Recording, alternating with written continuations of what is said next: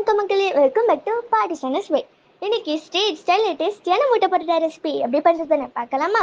வாங்க ரெசிபிக்குள்ள போகலாம். தேவையான பொருட்கள்: 3 பரோட்டா, 3 முட்டை, 3 வெங்காயம், 2 தக்காளி, 2 பச்சை மிளகாய், கருவேப்பிலை, 1 கப் பரோட்டா சால்னா, உப்பு தேவையான அளவு, அப்புறம் மிளகாய்த்தூள் சிறிதளவு எடுத்துக்கோங்க.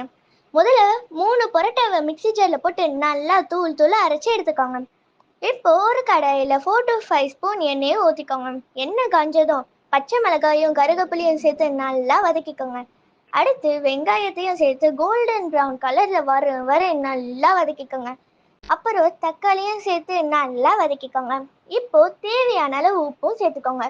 அடுத்து அரைச்சு வச்ச பரோட்டாவையும் சேர்த்து நல்லா வதக்கிக்கோங்க. அதுக்கப்புறம் உப்பு சேர்த்து வச்சு அடிச்ச மூட்டையும் சேர்த்துக்கோங்க. இப்போ நல்லா கிளறிக்கிட்டே இருங்க. பரோட்டா தனியா வரும் வரை நல்லா வதக்கிக்கோங்க. அடுத்து 1 கப் பரோட்டா சால்னா சேர்த்து நல்லா கலந்துக்கோங்க. கடைசியா சிறிதளவு மிளகாய் தூளும் தூவி விட்டுக்கோங்க.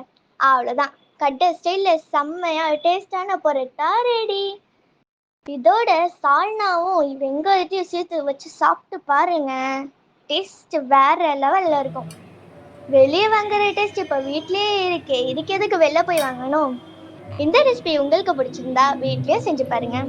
மறக்காம கமெண்ட்லயே அடுத்த ரெசிபி என்னன்னு சொல்லிடுங்க. இந்த ரெசிபி உங்களுக்கு பிடிச்சிருந்தா லைக் பண்ணுங்க, ஷேர் பண்ணுங்க. பாட்டி சனசுவை சேனலுக்கும் மறக்காம சப்ஸ்கிரைபும் பண்ணிடுங்க. நன்றி.